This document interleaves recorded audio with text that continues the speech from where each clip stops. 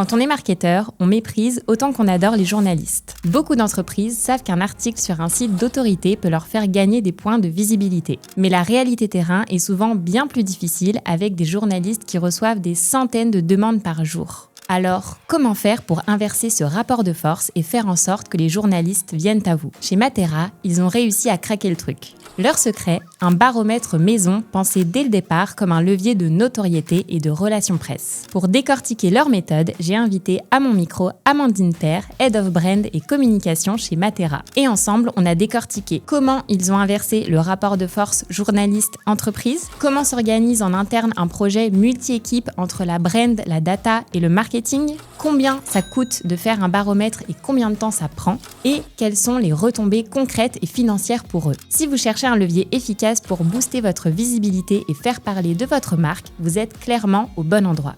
Je vous laisse avec mon invité du jour. Hello Amandine. Hello Léa. Bienvenue sur le podcast. Merci beaucoup. Très contente de te recevoir pour la deuxième fois pour parler relations presse.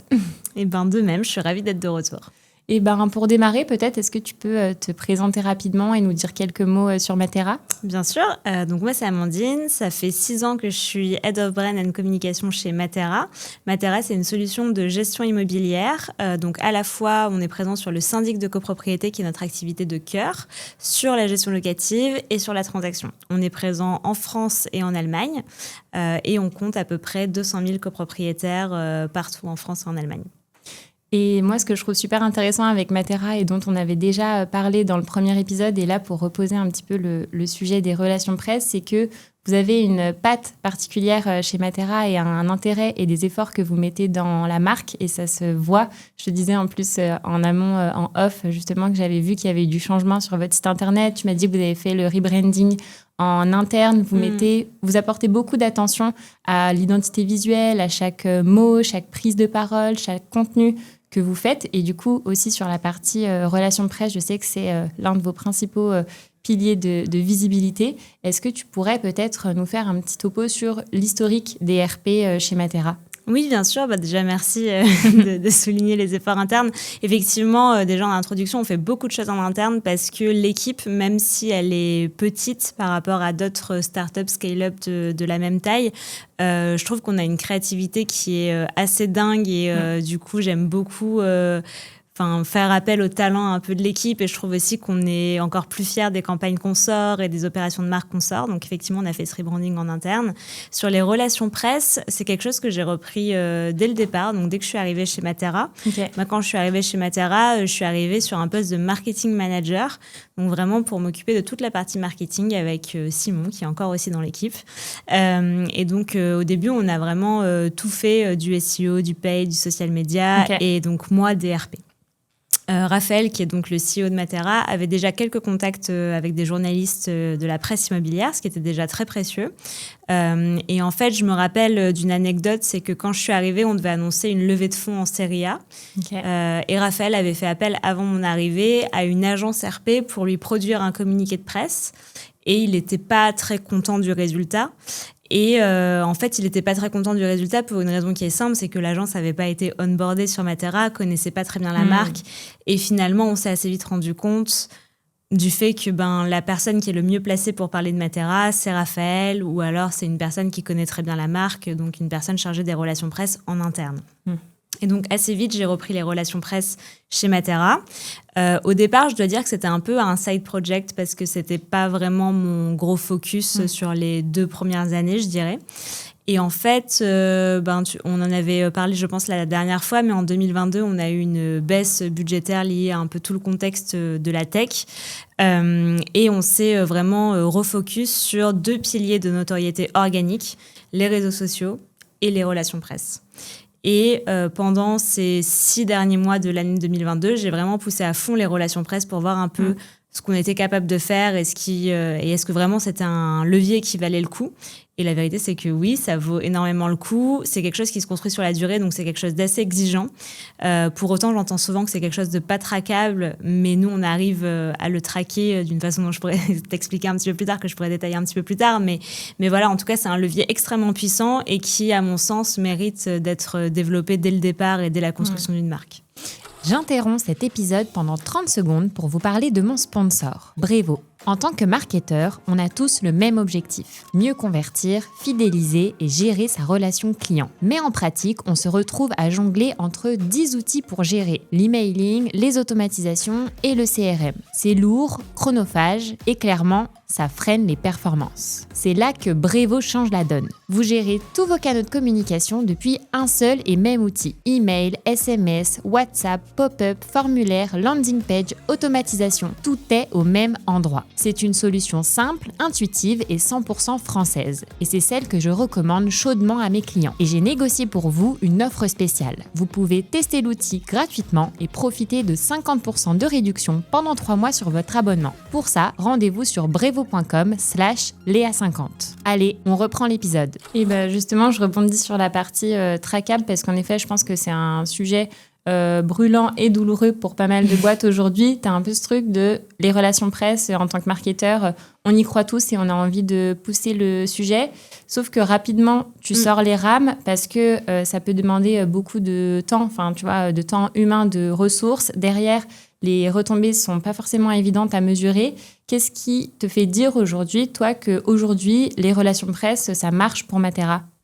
Alors, nous, on a souscrit à un outil qui s'appelle Kantar, qui nous permet de traquer les retombées presse où Matera est cité. Donc déjà, on a une idée du volume de retombées presse. Okay. Et ensuite, sur ce volet-là, on a aussi les estimations d'impression, donc l'audience que ça peut toucher, et aussi ce qu'on appelle l'équivalent achat média. Donc, c'est-à-dire, si on avait dû payer pour cet article, combien est-ce qu'on aurait dû payer ?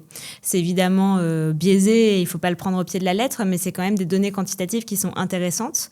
Et en parallèle, moi, j'ai une méthodologie qualitative que j'ai mise au point sur un système de points où en fait, comme ça, je peux évaluer une retombée parce qu'une retombée, par exemple, qui est une brève ou alors si c'est un article long, pour moi, ça n'a pas la même valeur. Okay. De la même façon que si c'est un article, par exemple, un portrait de Raphaël, comme on avait eu dans Forbes il y a quelques années, ou alors un article qui parle des syndics au sens large et qui cite uniquement Matera dans une partie de l'article, ça n'a pas la même valeur non plus. En fonction de ça, donc j'ai un score qualitatif, un score quantitatif. Et par une formule et un peu une pondération que je mets sur ces articles-là, j'arrive à calculer en pourcentage, en gros, mois par mois, est-ce que c'est plus ou moins un bon ou un mauvais mois RP. Et après, est-ce que vous arrivez à mesurer même approximativement l'impact business que ça peut avoir derrière, tu vois, soit en pourcentage par votre trafic, ou est-ce que, je sais pas, tu as des trucs en tête de quand on a fait une action RP, derrière, on s'est rendu compte que ça nous générait plus de business, parce que j'imagine que c'est des éléments sur lesquels tu es challengé aussi. Oui, alors il y a plusieurs, alors c'est souvent des grosses actions presse, les actions presse qui sont les plus récurrentes, qui sont plutôt dans des articles, dans de la presse plus niche, on va dire, ça a un impact assez faible, enfin, c'est sur la durée, donc ça c'est difficilement mesurable, mais sur les grosses actions, on voit effectivement une augmentation du trafic direct. Là j'ai en tête un podcast, parce que moi c'est vrai que la présence dans les podcasts, je l'inclus dans la stratégie relations presse, la présence du CEO, et donc le CEO avait fait un épisode de Génération Do It Yourself, où il avait donné un code promo et où ça nous avait généré des centaines de leads. Donc, ça avait eu un impact business très fort et pour le coup, très impactant dès le départ. Et en termes plus RP classique, le fameux baromètre des charges de copropriété qu'on a lancé il y a 2 ans, ça a concentré dès la première année 60% de nos retombées presse, avec un gros impact sur le trafic direct et un gros impact aussi sur les leads trafic direct, qui sont les leads qu'on attribue directement à la marque. Super intéressant. Tu me fais la transition parfaite parce que c'est notre sujet du jour, justement, cette partie baromètre. Parce que là aussi, je trouve que vous avez craqué un truc intéressant qui est que, une fois qu'on s'est dit que les relations presse, ça peut être un levier intéressant pour développer sa visibilité, il y a la question de comment est-ce qu'on fait pour intéresser les journalistes, comment est-ce qu'on fait des bons communiqués de presse et comment on s'assure d'avoir des choses intéressantes à raconter et qui vont capter l'attention des journalistes qui n'attendent pas après nous pour faire des communiqués. Est-ce que tu pourrais nous partager peut-être un peu les retours d'expérience, les choses que vous avez expérimentées et comment vous en êtes arrivé à cette idée de faire un baromètre, et on détaillera juste après en quoi il consiste. Non, c'est un excellent point. En fait, il faut se mettre vraiment à la place des journalistes. Un journaliste, il reçoit entre 300 et 400 communiqués par jour, en tout cas pour les journalistes qui travaillent dans la presse nationale. Oui, moi, j'étais énorme. Par mois. Non, par jour, c'est énorme. C'est énorme. Les journalistes de la presse quotidienne et régionale, un peu moins, mais ils sont quand même très, très sollicités. Donc, ils ne lisent évidemment que les communiqués qui les intéressent et qui leur apportent une vraie valeur ajoutée. Il y a déjà une notion de timing, par exemple, sur des moments où, par exemple, le contexte politique prend beaucoup de place sur la scène publique, c'est forcément plus difficile d'émerger.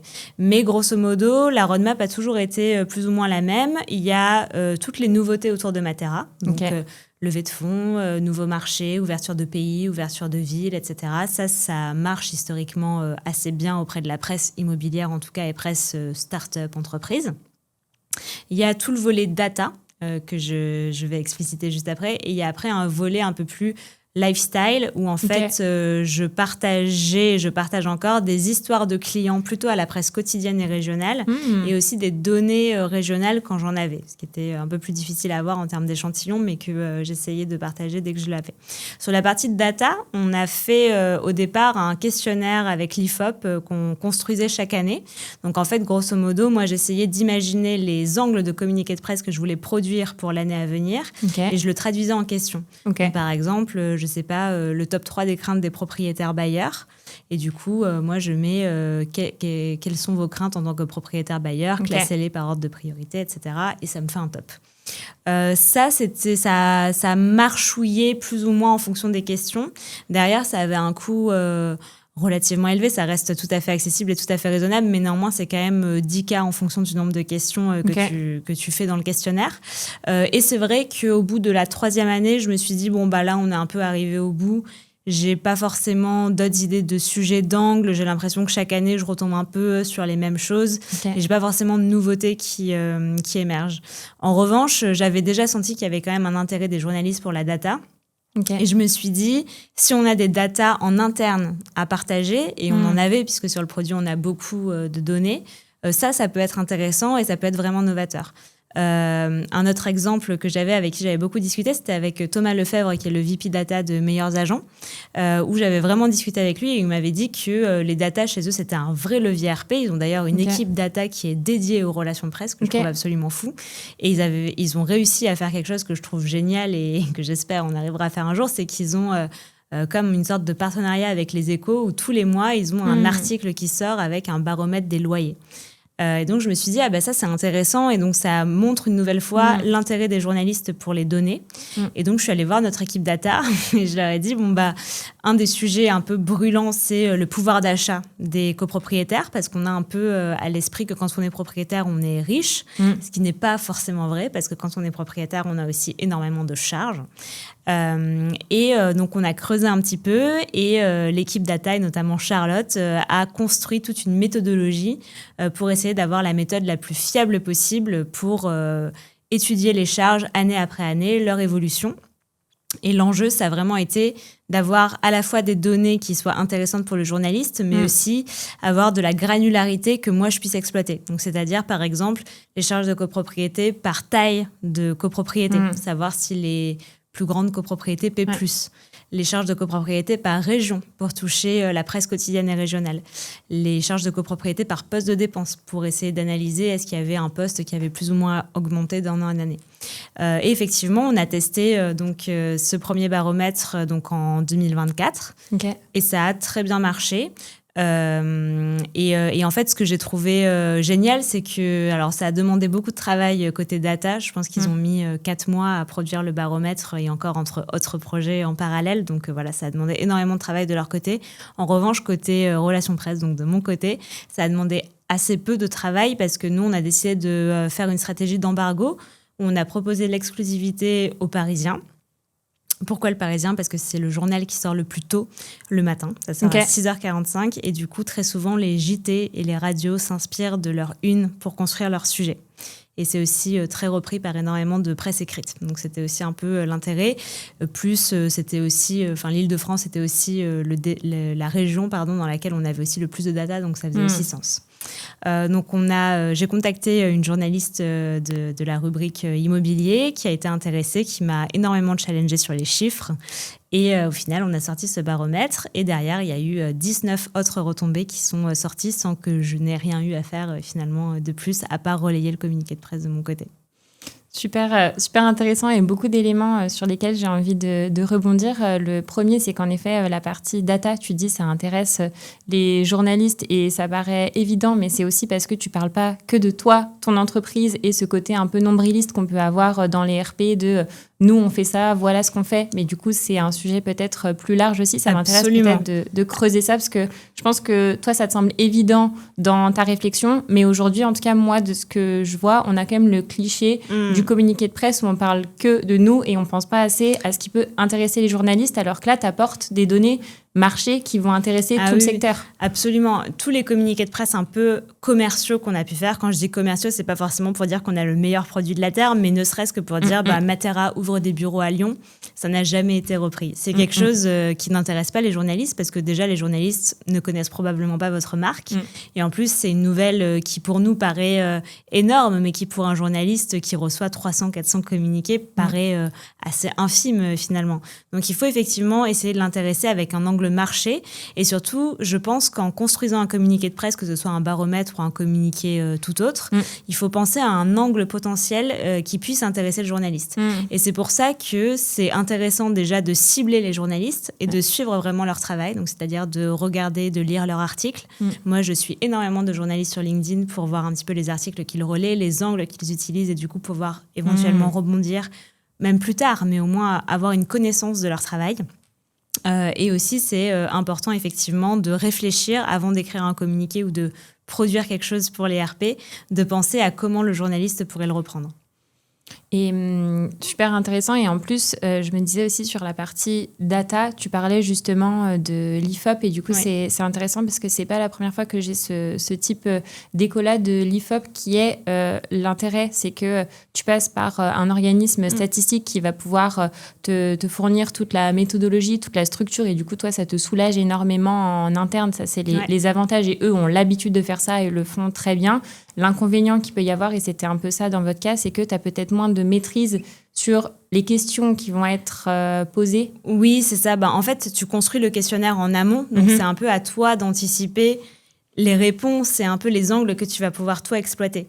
Sauf que, effectivement, des fois, j'ai pas été déçue des réponses, mais disons, je m'attendais à autre chose et finalement, le résultat est moyennement exploitable, moyennement intéressant en termes d'angle journalistique. Et finalement, je me retrouve sur 12 questions à pouvoir en exploiter peut-être... la moitié, et sur cette moitié-là, peut-être qu'il y en aura 2 qui donneront des retombées presse. Et donc, au final, le résultat est pas très probant. Mais pour autant, j'ai été extrêmement bien conseillée sur la construction du questionnaire. Effectivement, ça soulage énormément en interne puisqu'ils te fournissent un Google Sheet où tout est extrêmement détaillé. Donc ça, c'est hyper pratique. En tout cas, pour commencer, je trouve que c'est un bon levier. Et est-ce que tu aurais peut-être des exemples à nous partager, tu vois, d'une question où tu t'attendais à une certaine typologie de réponse et finalement c'est tombé un petit peu à l'eau pour que nos auditeurs puissent un peu s'identifier ou se rendre un petit peu compte, parce que je trouve que c'est pas forcément évident quand t'as pas eu les mains dedans. Je sais pas si tu as 2-3 exemples qui te viennent en tête. Là, l'exemple qui me vient le plus, c'est j'avais posé une question sur l'insatisfaction des Français face à leur syndic. Les études publiques qu'on trouve dans la presse, elles sont intéressantes et elles peuvent nous servir, nous, en termes de marketing. En revanche, elles datent. La dernière étude que j'ai en tête, elle date de 2017, donc là, ça commence à faire longtemps. Donc je me suis dit, je vais trouver un chiffre, en plus ce sera signé Matera, ce sera cool, ça peut être repris par plusieurs médias et tout, c'est intéressant. Au final, je crois que c'était 20% de Français qui étaient clairement insatisfaits, les autres étaient plus modérés, et il y avait... une minorité qui était satisfaite, mais voilà. Donc, c'était pas vraiment exploitable et je me suis dit, mince, finalement, ce questionnaire sur lequel je misais beaucoup, notamment avec cette question et qui pouvait être repris par plusieurs médias, finalement, je vais pas pouvoir en faire grand-chose. Déjà, moi, je vais pas pouvoir le mettre sur mon site et sur mes assets marketing, mais en plus, en termes de RP pur, je vais pas pouvoir l'utiliser.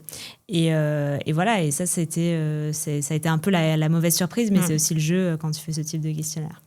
Et du coup, c'est ce qui a fait que vous avez voulu le faire en interne. Et du coup, ça m'intéresse qu'on creuse cette partie-là parce que l'idée est bonne et on se dit que le résultat va permettre d'être beaucoup plus fin, granulaire aussi dans les types de réponses que vous allez avoir.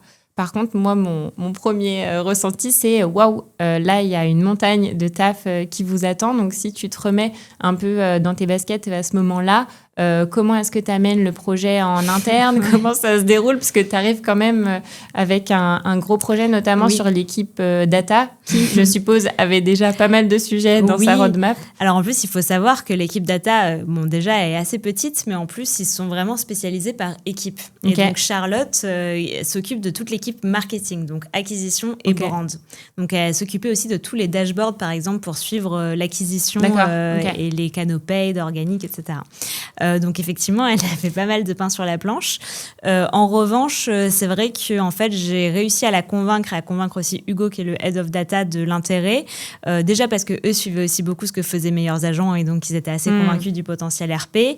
Et aussi parce que j'ai pu montrer à travers les données finalement du baromètre IFOP qu'il y avait quand même un vrai intérêt des journalistes pour la data. Et donc au début, ce qu'ils m'ont dit, c'est OK, par contre là, on est en septembre, toi tu le voudrais pour janvier, février. Ça va demander du temps, il faut qu'on se cale sur la méthodologie, etc.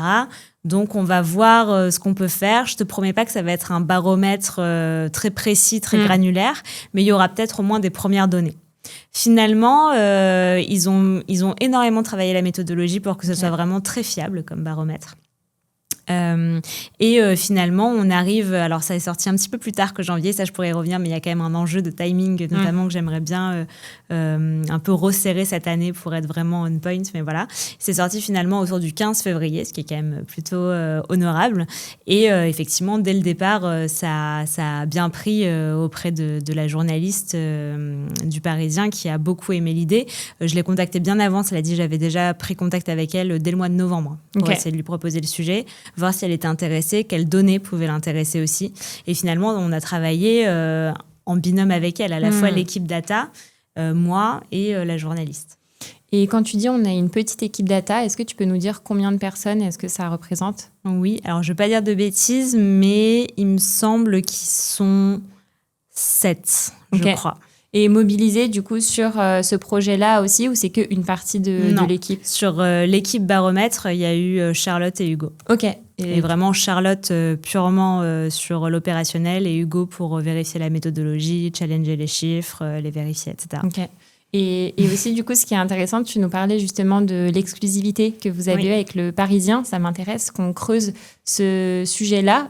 Déjà, comment t'es venue l'idée ? Parce que quand tu nous en as parlé tout à l'heure, en effet, moi, je ne savais pas, ça paraît fluide. C'est le premier média qui sort le matin. Ensuite, ça relaie automatiquement dans les autres sans que tu aies trop d'efforts à faire. Et on a cet effet domino qui est exceptionnel. Cela dit, il fallait avoir l'idée. Et c'est pas un truc qu'on entend et qui se fait forcément partout, ce côté exclusif. Parce que qui dit être exclusif, c'est peut-être se fermer des portes aussi. Donc, ça m'intéresse d'avoir un peu ta démarche là-dessus. Oui, c'est une bonne question. Je pense qu'elle a été drivée par 2 leviers. Le premier, c'est qu'on avait quand même... en fait, moi, je voulais une granularité régionale ou départementale.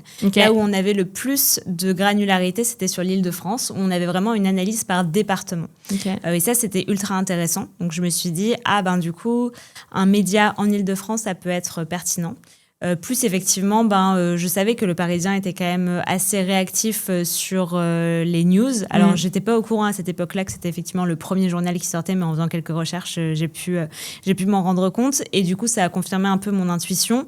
Et en réalité, c'est le premier journal que j'ai contacté. Et je me suis dit, si j'ai pas le Parisien, peut-être que j'essaierai un journal plus économique, type Les Échos. Et finalement, j'ai pas eu besoin. Et justement, là, comment est-ce que tu fais pour prendre contact avec le Parisien à ce moment-là ? Parce que là aussi, pas évident du coup de capter l'attention quand t'as pas encore la matière et le sujet. Là où on est plutôt habitué dans les RP, où tu arrives avec la news, l'info fraîche et déjà les éléments à partager. Du coup, je trouve ça super intéressant de cette démarche de co-construction. Mais comment est-ce que tu as réussi à mettre ça en place ? Alors, j'étais déjà en contact avec cette journaliste pour d'autres communiqués de presse auparavant. Donc, j'avais déjà son contact, on avait déjà échangé ensemble. Il me semble qu'elle avait déjà rédigé un papier qui citait Matera. Donc, déjà, ça facilite un peu les échanges. Et après, je pense que les journalistes sont plutôt en demande de data. Et je pense au contraire que la démarche de co-construction peut être intéressante parce que du coup, elle, de son côté, elle peut soumettre le sujet en amont à sa rédaction. Elle peut challenger les chiffres, ce qu'elle a énormément fait. Et on ne serait pas allé aussi loin si on ne l'avait pas contacté en amont, en fait. Et je pourrais y revenir, mais elle nous a aussi beaucoup challengé sur le contexte un peu macroéconomique des données qu'on sortait, qui était quelque chose auquel, personnellement, je ne m'attendais pas du tout. Et Charlotte non plus, je dois dire. Donc, ça nous a un peu décontenancé, en tout cas, la première année. Mais au final, ça nous a vraiment permis d'affiner encore la méthodologie, de penser beaucoup plus le contexte macroéconomique pour là, ce baromètre qu'on a sorti en 2025. Et en 2026, tu vois, on va le refaire et on va aussi le décliner pour la première fois en Allemagne. Et je sais que ce sera un challenge, d'autant plus en Allemagne parce que c'est très décentralisé, donc il faudra absolument que ce soit très régional. Ok. Mais je sais qu'on sera challengé sur pourquoi la Bavière, je dis n'importe quoi, les charges ont plus augmenté qu'à Berlin. Et ça, c'est quelque chose que tu dois être en capacité d'expliquer. Et quand tu n'as que les chiffres devant toi, c'est assez difficile. Et justement, c'était la question que j'allais te poser parce que, en effet, quand tu passes par un organisme type IFOP, c'est eux qui prennent en charge toute cette partie-là et la responsabilité aussi des données qui sont partagées. Mais du coup, là, moi, je suis assez bluffée de voir que vous avez réussi à endosser cette responsabilité, à creuser autant les datas parce que j'imagine que ça a dû être un bel enjeu, gros challenge. Donc, très intéressée qu'on creuse ça. Ça a été un gros challenge, encore une fois, surtout pour l'équipe data, surtout que Charlotte, qui s'y attendait pas du tout, a finalement été sollicitée pour des interviews, pour parler un peu de la méthodologie qu'ils avaient employée, parce qu'il y a aussi un peu des challenges, parce que donc, pour information, les charges de copropriété, en général, un exercice, c'est du 1er janvier au 31 décembre. Sauf qu'elle a commencé à travailler sur le baromètre plutôt, comme je te disais, en septembre-octobre. Donc, il y a certaines charges qui n'étaient pas encore catégorisées. Et donc, du coup, elle a mis en place tout un système de calcul d'estimation des charges par rapport à ce qui avait été catégorisé en début d'année et aussi par rapport aux autres années. Et donc voilà, elle a été capable tout à fait, elle l'a très bien fait de détailler un petit peu cette méthode de calcul et d'assurer une certaine fiabilité sur ce baromètre-là. Et ça, c'était un enjeu qui était assez crucial aussi. Meilleurs agents, on leur fait confiance pour les datas qu'ils donnent et qu'ils publient. Et nous, c'était vraiment un enjeu aussi de crédibilité et de dire, OK, nous aussi, on est capable de sortir des chiffres qui soient intéressants et qui soient aussi très fiables et que les médias peuvent reprendre.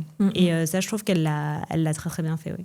Et du coup, en termes de temps, de timeline, de durée du projet, toi, tu avais soumis du coup l'idée au mois de septembre. Il est sorti au mois de février. Est-ce que tu peux un peu nous creuser les coulisses de quelles ont été les différentes phases?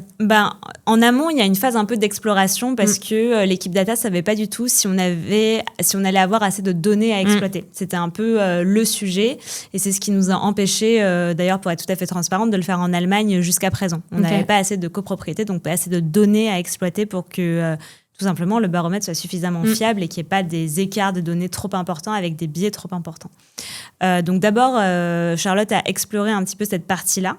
Elle a aussi un peu regardé toutes les données qu'on pouvait avoir et ça a été assez intéressant de le faire avec l'équipe data et de le faire avec une data analyst parce qu'en réalité elle m'a aussi donné des idées de données auxquelles j'aurais pas forcément pensé. Par exemple, elle m'a dit là je vois qu'il y a beaucoup de variations en termes d'assurance ou de chauffage. Et par exemple, tout bête, mais du coup, on a décidé aussi d'en faire un peu plus tard un baromètre énergie. Donc, du coup, on a fait vraiment un focus sur l'énergie, sur la hausse des coûts du chauffage, etc., électricité, gaz, chauffage collectif, chauffage individuel, etc. Donc, c'est hyper intéressant et personnellement, ça m'a permis vraiment d'ouvrir un champ des possibles qui était assez incroyable. Donc, d'abord, cette phase d'exploration. Ensuite, on a mis en place des rituels une fois par mois un peu pour se tenir au courant du projet. Quand elle m'a dit, OK, le baromètre, je pense que c'est bon. Donc, elle était toujours assez prudente. Elle me disait, je ne sais pas si ça prendra vraiment la forme d'un baromètre, mais peut-être, en tout cas, il y aura des chiffres le max. Voilà. Donc, j'ai dit, OK. Donc, je peux contacter la journaliste. OK. Donc, je la contacte. Je lui dis, OK, elle est séduite par le projet. J'échange plusieurs fois avec la journaliste qui, donc, nous challenge beaucoup sur les données, notamment la granularité par région, par département. Il y a des choses auxquelles on a pu répondre. Il y a des choses auxquelles on n'a pas pu répondre parce qu'on n'avait pas suffisamment de données. Et ça, on lui a dit de façon très claire. Charlotte a aussi échangé avec la journaliste. Et donc, voilà, en décembre, moi, je suis partie en congé, Charlotte aussi. Et en janvier, quand je suis revenue, on a repris contact avec la journaliste. Charlotte a finalisé le baromètre de son côté. Je l'ai briefé à notre équipe design pour en faire une infographie qui pour info n'a pas du tout été reprise. Donc ça, c'est quelque chose aussi à savoir. Et enfin, honnêtement, j'aurais pu me renseigner en amont, mais Le Parisien refait toujours des infographies qui sont brandées Le Parisien. Ils ne reprennent jamais des infographies brandées par une autre marque. Donc ça, on aurait pu s'économiser ça en termes de temps, je dirais. Et donc voilà, sorti après le 15 février. Et la journaliste nous avait prévenu en amont de la date à laquelle sortirait le baromètre.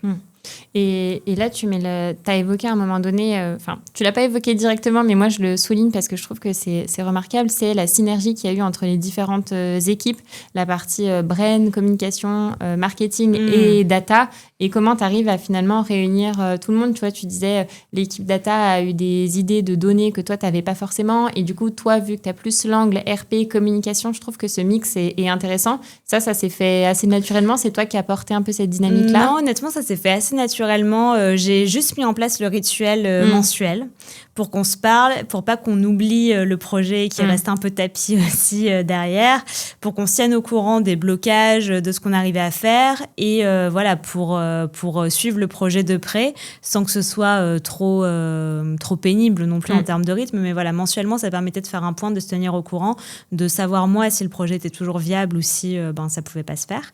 Et donc effectivement, la synergie a été assez chouette, et je pense aussi que c'est parce que Charlotte est assez intéressée par ces sujets-là, et que je pense qu'elle était aussi contente, elle, de produire son premier baromètre. Je pense que c'est quelque chose qui l'a, je ne vais pas parler à sa place, mais je pense que c'est quelque chose qui l'a un peu impressionné aussi, de devoir parler auprès de journalistes, d'être interviewée, etc. Mais c'est aussi quelque chose qui lui a plu. Et là, maintenant, c'est même plus un sujet. On a vu au bout de la première année les retombées que ça a eu. Donc maintenant, quand je lui parle d'un baromètre, elle sait que ça vaut le coup.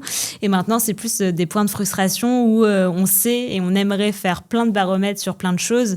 Des baromètres gestion locative, des baromètres transactions, des baromètres sur des sujets précis de la copro.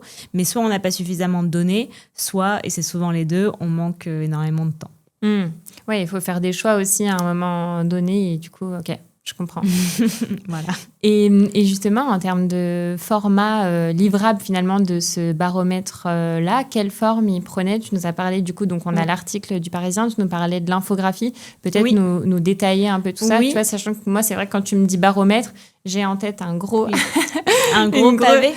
Une grosse étude, soit tu vois un gros PDF de 15 pages, et tu as aussi cet enjeu de c'est pas digeste, comment est-ce que tu arrives à le rendre accessible. Donc là, tu as la partie média qui aide aussi. Non, pas du tout. En fait, ça a été donc déjà comment on le communique aux journalistes. Avec la journaliste, je lui ai donné tout simplement par échange de mails en bullet point les grands chiffres clés. Après, j'ai repris, donc je lui ai écrit un communiqué de presse avec les chiffres à retenir au départ, donc les chiffres un peu clés de l'étude.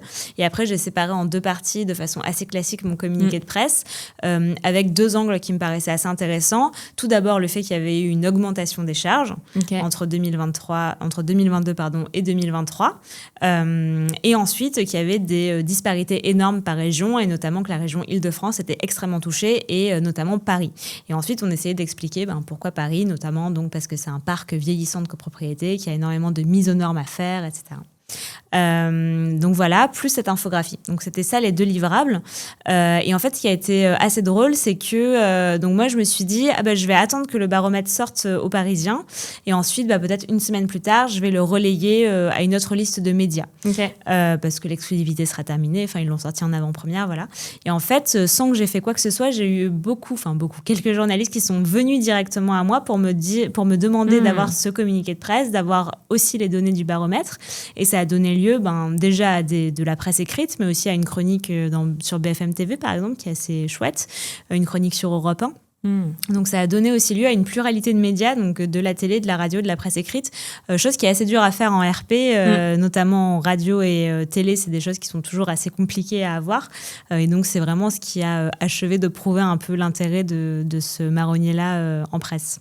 Et c'est vrai que moi, à titre personnel, j'étais assez contente de ce projet-là, parce que depuis quelques années, je me disais qu'on devait vraiment capitaliser sur nos marronniers à nous, pour ne pas trop dépendre de la fête des voisins, du salon de la copro, etc., mais vraiment créer nos temps forts à nous.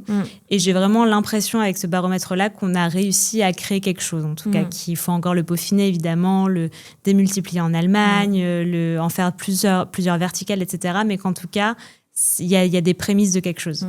Oui, ce qui est intéressant, c'est que là, vous avez aussi réussi à inverser finalement la tendance. Tu vois, comme on disait au début, c'est dur d'intéresser les journalistes et maintenant, c'est les journalistes qui s'intéressent à vous et qui viennent vers vous pour les datas et les sujets que vous avez à leur partager. Et du coup, j'imagine que petit à petit aussi, vous êtes identifié comme un acteur du coup proactif sur ce côté-là pour les baromètres à venir. Oui, alors pas encore à ce point, j'aimerais, mais je pense que ça va être peut-être la prochaine étape. Mais je pense effectivement, donc là, le baromètre de l'année 2025, qui étudiait donc les charges entre 2023 et 2024, est sorti encore plus tard que février parce que l'équipe data avait plein de projets sur le feu. Moi, je suis partie 3 semaines en vacances, bref, voilà. Le timing n'était pas idéal, donc il est sorti en avril. Et j'ai senti qu'avril, c'était déjà moins top of mind pour les gens qui ont un baromètre des charges. Donc on a eu moins de retombées presse que l'année d'avant. Donc là, c'est pour ça que cette année, il y a vraiment un enjeu de le sortir en janvier. Okay. Et c'est un enjeu d'autant plus important que c'est la première fois qu'on veut le faire sur les 2 pays. Ok. Ouais, donc tu as vraiment ce sujet timing aussi d'arriver au bon moment qui semble évident encore une fois, mais je pense que tant que tu l'as pas expérimenté, tu te rends pas compte de l'impact que ça peut avoir. Carrément, ça, oui. Enfin, nous, les retombées là, d'avril, ça a été divisé par 2 par rapport à l'année dernière, à l'année d'avant. Donc oui, le timing est essentiel et tout ce qui est baromètre, tout ce qui est où acheter en 2026, tous les articles qui sortent, c'est en janvier.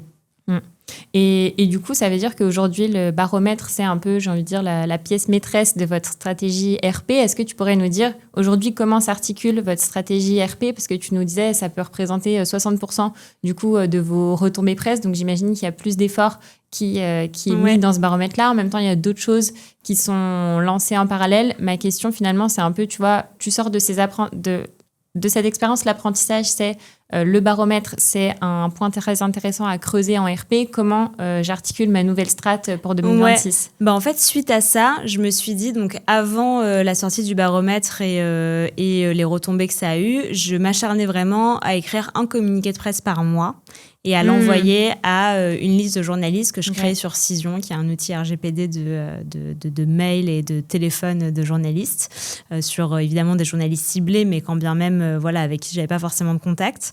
Et je m'acharnais vraiment à faire un communiqué de presse par mois. Ça marchait pas, mais en tout cas, j'avais des apprentissages sur ce sujet marche bien, ce sujet marche pas trop, voilà. Au final, le baromètre, ça m'a fait me rendre compte que ça, c'est vraiment un temps fort intéressant. Et finalement, les autres un peu temps fort, enfin des fois je me disperse et je perds du temps et je mets de la ressource sur des choses qui n'ont pas forcément d'impact. Et du coup, là, la chose qui a changé en 2025, c'est que j'ai arrêté de faire un communiqué de presse par mois et j'ai vraiment regroupé par temps fort. Okay. Donc là, par exemple, il y a eu le rebranding. Du coup, en même temps, on en a profité pour faire un mini point sur le syndic professionnel et sur la transaction qui était une nouvelle activité qu'on venait de lancer. Okay. Il y a eu le baromètre.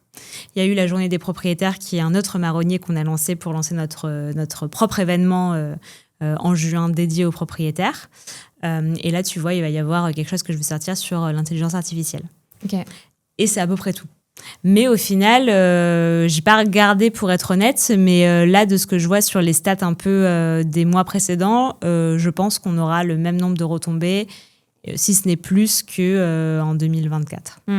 Ouais, donc tu as vraiment cette logique de se dire on prend moins souvent la parole. Par contre, quand on prend la parole, on a des choses à dire. Et on essaye d'en faire un vrai temps fort. Par exemple, sur l'intelligence artificielle, on va essayer d'en faire effectivement un communiqué de presse, mais aussi de pitcher des journalistes sur des sujets bien précis, de les inviter à des événements, donc par exemple des hackathons où l'équipe Product and Tech va travailler sur des fonctionnalités. On va essayer d'en parler sur LinkedIn, à la fois moi via la page de Matera, mais à la fois Raphaël sur son profil personnel, donc le CEO. On va essayer vraiment que ce soit top of mind et que les gens nous voient un petit peu partout. C'est le même principe qu'une campagne média, en fait, au final. On a envie de te voir dans le métro, à la télé, à la radio. Là, c'est un peu le même principe. C'est que je me dis, si c'est juste un communiqué de presse, peut-être que ça risque de faire plouf. Par contre, si c'est sur plusieurs canaux différents, là, ça a un vrai potentiel viral, entre guillemets. Ouais, ce sujet de multiplier les points de contact, différents canaux de distribution et peut-être aussi ce côté réutilisation du contenu. Typiquement sur la partie baromètre, et c'était une question que je voulais te poser aussi. Du coup, là, vous êtes sur la partie média, donc ça apparaît via des articles de journalistes. Est-ce que, tu vois, ça pourrait être une idée de reprendre ce contenu-là et, j'allais dire, vous l'approprier? Il est déjà à vous, mais en tout cas, créer de nouveaux contenus. Tu vois, tu parlais de l'infographie, ça pourrait être, je sais pas, un format de lead magnet à creuser. télé, une série sur les réseaux sociaux? Ouais, c'est une très bonne question. Alors, sur la première édition du baromètre, on l'avait transformé en article de blog. Okay. Et on l'avait relayé sur nos newsletters clients qui sont par ailleurs assez lus. Enfin, on est à peu près à 50% de taux d'ouverture, ce qui est assez énorme pour des newsletters clients. Et on l'avait aussi relayé sur nos réseaux sociaux. Au final, les impressions de tout ça en termes de trafic, d'impressions d'engagement sur les réseaux et tout, c'était mitigé. Du coup, je ne l'ai pas refait sur cette année. En revanche, en lead magnet, effectivement, je pense que c'est quelque chose qu'on pourrait creuser davantage. Et quels sont les conseils que tu pourrais donner à quelqu'un qui se lance du coup sur cette partie baromètre pour lancer son premier baromètre du coup pour CRP? C'est une bonne question. Je pense déjà essayer de trouver le bon angle et qu'est-ce qu'on va vraiment analyser. Parce que créer un baromètre pour créer un baromètre, si c'est sur un sujet qui intéresse absolument personne, parce que c'est trop niche, parce qu'il n'y a pas de journaliste qui pourrait être intéressé par ce sujet, ça risque de pas marcher pour autant. Le baromètre, c'est pas forcément la clé du succès pour tous les RP. Enfin voilà, c'est pas vrai. Là, ce qui a marché pour nous, je pense, c'est que le pouvoir d'achat, c'était vraiment un gros sujet à ce moment-là. Et ça l'est encore, évidemment, et ça va le rester, malheureusement, je pense.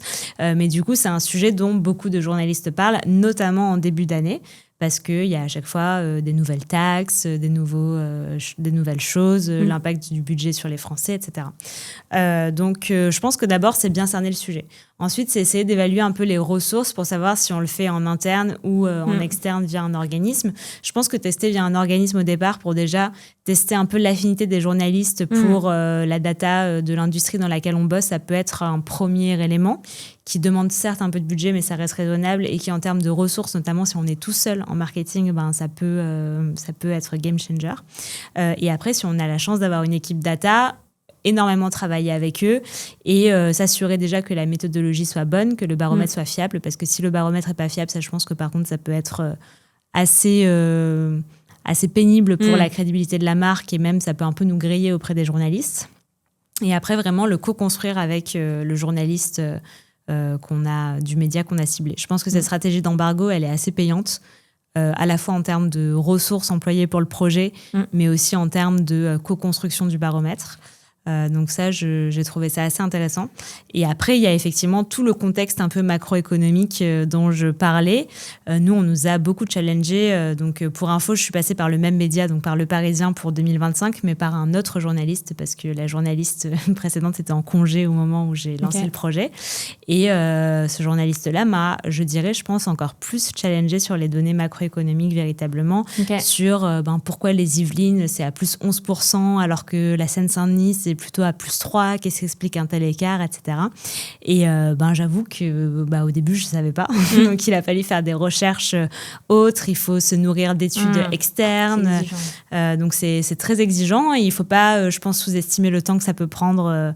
Voilà, c'est vraiment un projet à part entière qui est très payant en termes de notoriété, mais qui demande pas mal d'implications.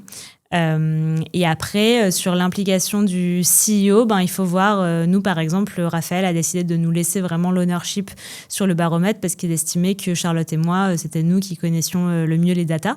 Et je pense que c'était plutôt une bonne décision parce qu'effectivement, s'il avait été interrogé lui, il n'a pas du tout participé au projet, donc ça n'aurait pas forcément eu énormément de sens, alors que Charlotte est vraiment celle qui connaît sur le bout des doigts ces données, parce que c'est vraiment elle qui a produit le baromètre. Et tu disais justement que vous, votre objectif, c'était d'avoir des temps forts et d'essayer de capitaliser au maximum sur ces temps forts-là. Typiquement, quand tu as ton baromètre qui sort, du coup, dans ton article du Parisien, quelles sont les actions après, que vous pouvez mettre en place aussi pour faire durer ça, finalement, dans le temps, et que ça fasse un peu caisse de résonance pour faire un maximum de bruit sur cette news? Ouais, c'est un très bon point. Je pense que c'est hyper important quand il y a une belle retombée presse comme celle-ci de pouvoir capitaliser à fond dessus et pouvoir un peu maximiser la notoriété que ça peut apporter.